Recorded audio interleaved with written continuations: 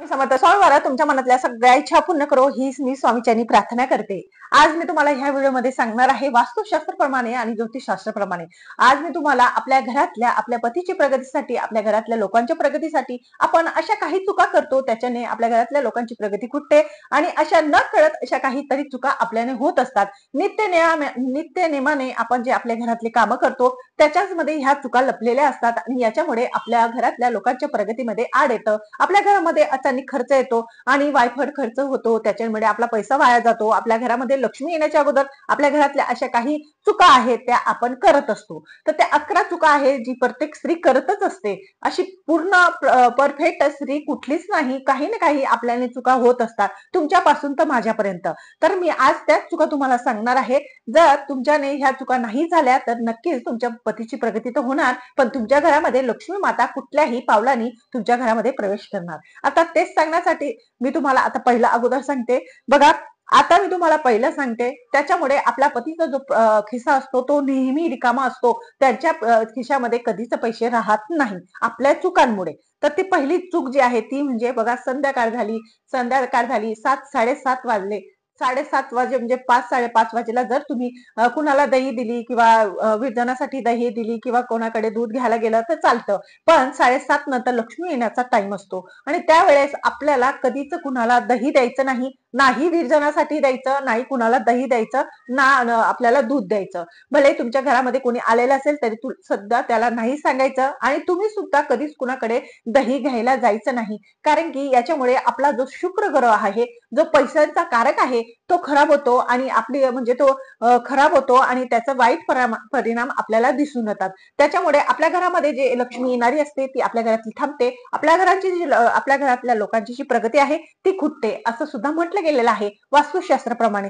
त्यामुळे आपल्याला संध्याकाळच्या टायमाला कधीच कुणाला दही द्यायचं पण नाही आणि कुणाकडून कधीच दही आणायचं सुद्धा नाही। याच्याने आपला शुक्र ग्रह कमजोर होतो, खराब होतो आणि आपल्याला त्याचे वाईट परिणाम दिसून येतात। त्याच्यातलं आता तुम्हाला दुसरं सांगणार आहे। प्रत्येक महिला किचन मध्ये काम करत असते बघा, महिलेचं कामच आहे, किती बी कामाला म्हणजे किती बी मोठ्या हुद्द्यावर राहिली, कितीही मोठ्या जॉबवर राहिली तरी सुद्धा तिला किचन मध्ये काम करावं लागतं। पण आपण किचन मध्ये अशाही काही गोष्टी आहेत वास्तुशास्त्राप्रमाणे की त्यांना सुद्धा आपण हात म्हणजे अशा चुका केल्याने त्याच्याने सुद्धा आपल्या घरातला खर्च वाढतो, आपल्या घरातल्या लोकांचं आरोग्य खराब राहतं आणि आपल्या घरामध्ये त्या आपल्या पतीची कधीच प्रगती होत नाही, हे वास्तुशास्त्राप्रमाणे सांगितलेलं आहे। ते कारण म्हणजे बघा, आपल्या घरामध्ये आपण पोलपाट ठेवतो बघा, ते पोलपाट लाटणं जे असतं ते काही स्त्रिया रात्रीच्या टायमाला धुत नाहीत, तसंच ठेवून देतात।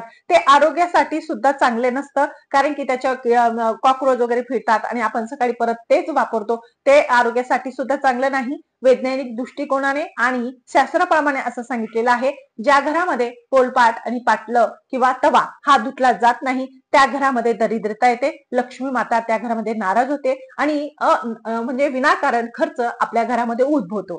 त्यामुळे आपल्याला जे पोलपाट आहे, लाटणं आहे, ते बेसिन मध्ये सुद्धा ठेवायचं नाही, रात्रभर सुद्धा आपल्या बेसिन मध्ये ते राहू द्यायचं नाही। भलेही तुमच्या घरामध्ये भांडे धुणं करणारी बाई येत असेल तर तिला सांगायचं, म्हणजे ती आता सकाळी येणार असेल, तुम्ही संध्याकाळ म्हणजे रात्रीपासूनच भांडे बेसिन मध्ये गोळा करून ठेवलेले असतील तर तुम्हाला काय करायचं आहे, पोलपाट, लाटणं, परात, हे जे तवा हा जो आहे ते धुवून आपल्या जागेवर ठेवून द्यायचं आहे, बाकीचे तुम्ही त्यांना धुवू देऊ शकता। तर अशा केल्याने सुद्धा आपल्या घरामध्ये खर्च वाढतो, आपल्या पतीची प्रगती खुटते, असं वास्तुशास्त्राप्रमाणे सांगितलेलं आहे। आता त्याच्यातलं तुम्हाला दुसरं सांगणार आहे, काही स्त्रियांना बघा पीठ मळून ठेवायची सवय असते, का तर दुसऱ्या दिवशी खूप घाई गडबडते, मुलांचं स्कूलचा टिफिन बनवायचा असतो, मिस्टरांचा बनवायचा असतो किंवा तुम्ही जॉबला जाणार असतात तर तुम्ही काय करतात, एक्स्ट्राची जी कणिक असते ती मळून ठेवतात आणि ती मळलेली कणिक तुम्ही फ्रीज मध्ये ठेवतात। वैज्ञानिक दृष्टिकोनाने ती चांगली नाही, आरोग्यासाठी अतिशय हानिकारक आहे आणि ती जी कणिक मळलेली असते ती पिंड प्रमाणे म्हटली गेलेली आहे, म्हणजे पिंड दान करतो ना त्याप्रमाणे ती पिंड प्रमाणे म्हटली गेलेली आहे। त्यामुळे ती जी कणिक आपण मळून ठेवतो त्याच्याने आपल्या घरामध्ये आजार तर येतोच, पण आपल्यावर दारिद्र्यता निर्माण होते, आपल्यावर जी अलक्ष्मी आहे ती आपल्या घरामध्ये प्रवेश करते आणि आपल्या घरातली लक्ष्मी माता निघून जाते। हे सुद्धा वास्तुशास्त्राप्रमाणे चुकीचं सांगितलेलं आहे आणि शिवमहापुराण कथेमध्ये सुद्धा सांगितलेलं आहे।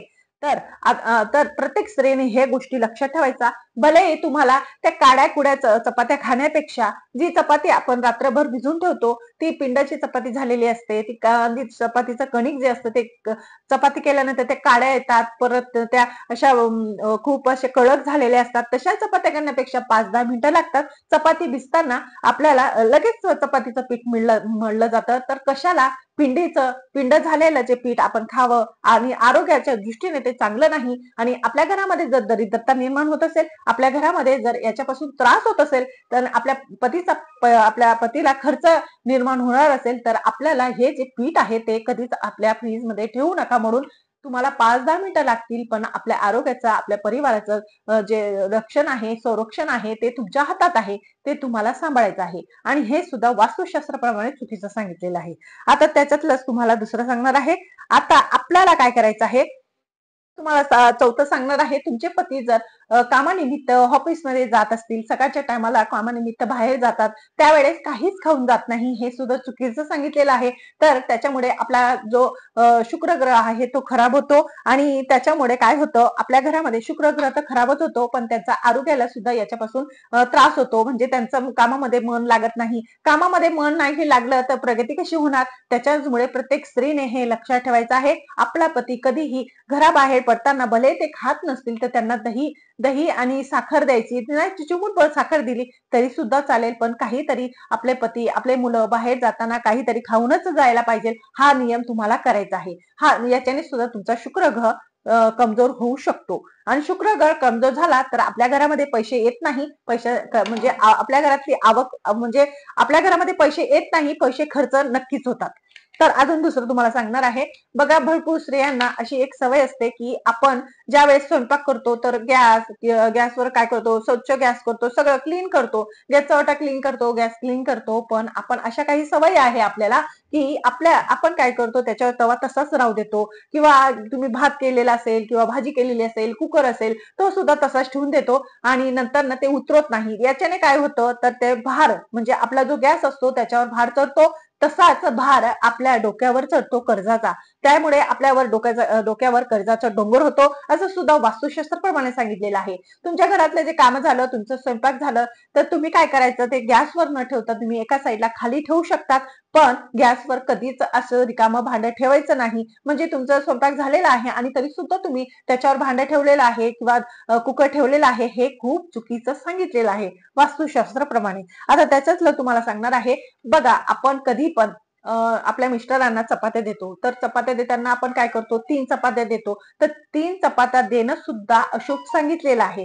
3 चपात्या कधीच देत नाही. या वास्तुशास्त्राप्रमाणे हा जो अंक आहे हा अशुभ आहे. 3 अंक जो आहे वास्तुशास्त्राप्रमाणे हा अशुभ सांगितलेला आहे. त्यामुळे आपल्याला काय करायचं आहे, कधीच 3 चपात्या आपल्या मिस्टरांच्या डब्यामध्ये द्यायचे नाही. भले तुम्ही 2.5 देऊ शकतात.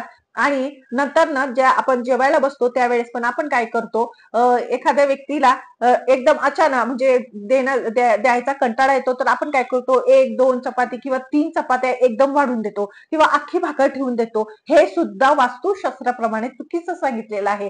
तर कधी पण आपण जेवण वाढताना आपल्याला 1 किंवा अर्धीच चपाती ठेवायची आहे. आणि चपाती ठेवताना सुद्धा ती अख्खी ठेवायची नाही, तिचे 4 भाग करूनच आपल्याला चपाती वाढायची आहे. हे हे शुभ सांगितलेलं आहे. आणि 3 चपात्या देणं, 3 चपात्या वाढणं, 1 अख्खी भाकर वाढणं ताटामध्ये, हे अशुभ सांगितलेलं आहे. हा मूळ अंक शुभ नाही. त्यामुळे हे सुद्धा आपल्याला लक्षात घ्यायचं आहे. आता त्याच्यातलं तुम्हाला दुसरं सांगणार आहे. आता मी तुम्हाला सांगणार आहे की तवा. आता आपल्या घरातला जो तवा असतो, तवा कढई आपली खराब झालेली असते, मग आपण काय करतो, आपल्या घरामध्ये जी मेड येते काम करणारी, तिला देऊन टाकतो. तर त्याच्यामुळे जे आपलं भाग्य असतं तिला लागतं. आपल्या आयुष्यामध्ये काहीतरी अशा अडचणी निर्माण होतात, त्या आपल्याला कळून येत नाही. त्यामुळे आपल्याला काय करायचं आहे, आपल्या घरातला तवा, आपल्या घरातलं जो हे आपल्या घरातला तवा, आपल्या घरातली जी कढई आहे ती कधीच कुणाला देऊ नका. ती तुम्ही भले तुम्ही भाड्यावाल्याला विकून टाका, त्याच्याने तुम्हाला थोडेफार पैसे मिळतील, पण तुमचे वापरलेले ज्या वस्तू आहेत त्या कधी कुणाला देऊ नका. याच्याने तुमच्या घरामध्ये खूप प्रमाणात तुम्हाला त्रास जाणवतो आणि तुमचं भाग्य त्या व्यक्तीला लागतं, असं सुद्धा वास्तुशास्त्राप्रमाणे सांगितलेलं आहे. आपल्याला आता काय करायचं आहे, सकाळी सकाळी रोज आपण दिवा लावतो, देवाला दिवा लावतो बघा. तर सकाळच्या टायमाला आपण घरामध्ये घंटी वाजवत असतो, देवघरामध्ये आपण आरती करत असतो. पण वास्तुशास्त्रप्रमाणे आणि शिव महापुराण कथेमध्ये असं सांगितलेलं आहे की संध्याकाळच्या ज्या टायमाला आपण देवपूजा करतो त्यावेळेस आपल्या घरामध्ये घंटी वाजवू नये. जी घंटी असते, जी गरुड घंटी आहे ती वाजवलेली चालते, पण जी दुसरी घंटी असते ती आपल्या घरामध्ये वाजू नये असं सुद्धा वास्तुशास्त्रप्रमाणे सांगितलेलं आहे आणि शिव महापुराण कथेमध्ये सुद्धा सांगितलेलं आहे. तर आणि अजून दुसरं म्हणजे आपण आपल्या घरातला जो झाडू आहे, आपल्या घरातलं जे पुसण्याचं फडकं आहे किंवा आपला जो पोचा आहे तो आपल्याला इतर लोक जे आपल्या घरामध्ये येतात त्यांना त्याच्या दृष्टीला तो पडायलाच नको.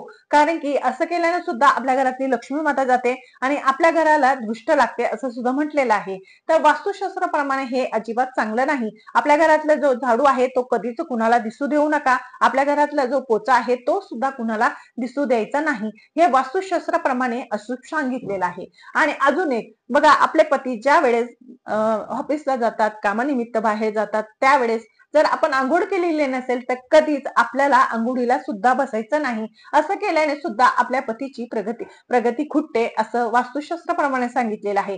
भले तुम्ही आंघोळ कधी करा, तुमचे पती जाण्याच्या अगोदर करायचे किंवा ते गेल्यानंतर अर्धा तासाने तुम्हाला आंघोळ करायची आहे. असं सुद्धा करू नका आणि त्यावेळेस झाडू सुद्धा मारत नाही. आपल्या घरामधून कोणतीही व्यक्ती आपल्या घरातून बाहेर जाते, कामानिमित्त म्हणा, कुठे गावाला म्हणा, तर लगेच आपल्याला आपल्या घरातला झाडू जो आहे तो पूर्ण झाडू सुद्धा आपल्याला मारायचा नसतो. हे सुद्धा अशुभ सांगितलेलं आहे वास्तुशास्त्रप्रमाणे. माझं चॅनल जर तुम्हाला आवडत असेल तर लाईक करा, सबस्क्राईब करा, इतरांना सुद्धा पाठवा. श्री स्वामी समर्थ.